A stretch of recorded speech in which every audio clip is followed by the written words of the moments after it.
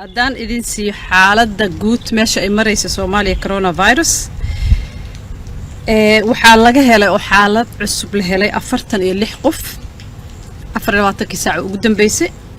lab waxa ay 33 dhadigna waxa waaye 13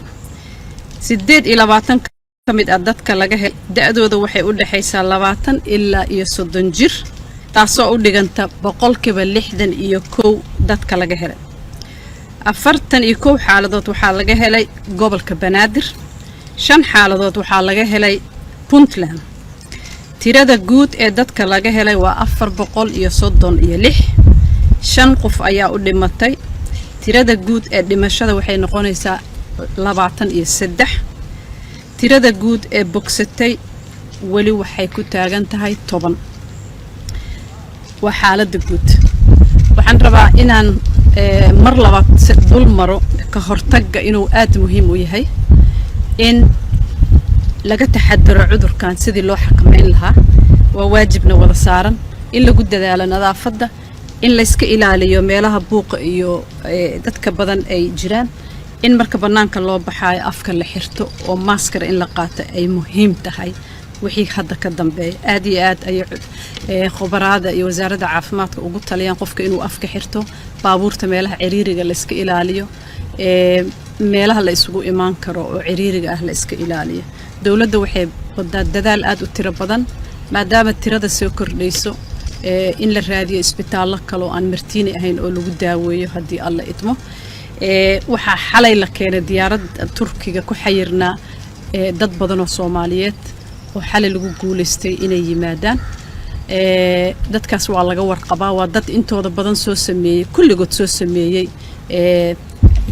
isbaarid oo iska soo baaray cudurka coronavirus kadibna la soo qaaday dadkaas guud ahaan koraa laga ogyahay waxaa la haayaa contactigooda wax allaale wixii service adeeg caafimaad ay u baahdaan diyaara loo leeyahay ilaahay naga haaya lacalla hadii loo baahdo in la test gareeyana mar kale waa la test gareyn karaa waxaa kaloo jira dawladda Soomaaliya waxaa soo gaaray in dad badan oo Sacuudiga ku xayiran iyo meelo kale adduunka kamid ah ku xayiran inay isu diyaar gareynayso inay keento oo ay waajib ku tahay in muwaadiniinteena meelaha qaarkood ku xayiran la keeno dadaalka aad u badan yahay diyaaradda shalay timid xoogaa waxay wadaa daawooyin iyo reagents loogu talagalay qalabka wax lagu baaro wali lama furfurin dhalinyaradii ka shaqeynaysa wasaaradda iyo xafiiska ra'iisul wasaaraha ilaa ilaana ku mashquulsan waxaa bilaaban doona birri haddii alla idmo haddii ay macquul noqoto isku aado wax walba waxaa bilaaban doona in xafiiska ra'iisul wasaaraha khubarada WHO ka tirsan iyo wasaaradda caafimaadka ay hogaaminayso in la aadi doono gobolada maamul goboleedyada maamul kastana la tagi doono la soo assess gareyn karo waxyaalaha ka dhiman waxyaalaha ay aan ku kaalmeyn karno wixii qalab oo laabka ah ama waxyaalaha PPE la isku qofka bani aadamka ka shaqeynayo isbitaalada ama shaybaarada uu gashan lahaa oo isku taxadiri lahaa wax allaale wixii lahaayo si loola qaybsado la soo ogaado xaalkooda oo guud ahaan maaragtay laga warqabo oo isku si loo isla socdo haddii alla idmo ilaahay waxaan ka baryaynaa cudurkan aafadiisa inuu naga najeeyo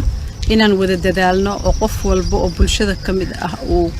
wacyigelinta qaybka ka qaato in dadka waaweyn cudurrada raaga qaba la ilaaliyo xanaano gooni ah la siiyo in gacmaha mar walba la dhaqo saabuun iyo lagu dhaqo iyo wixii loogu talagalay nadiifiska in meelaha ciriiriga aan la tagin in qofka hadduu dareemo calaamadihii cudurka lagu sheegay inuu raadsado uu wacdo telefoonada toll free-ga oo meel walba ka furan uu wacdo oo uu raadsado wixii caafimaad waxaan ilaahay ka rajaynayaa caafimaad guud inuu siiyo inta cudurka qabta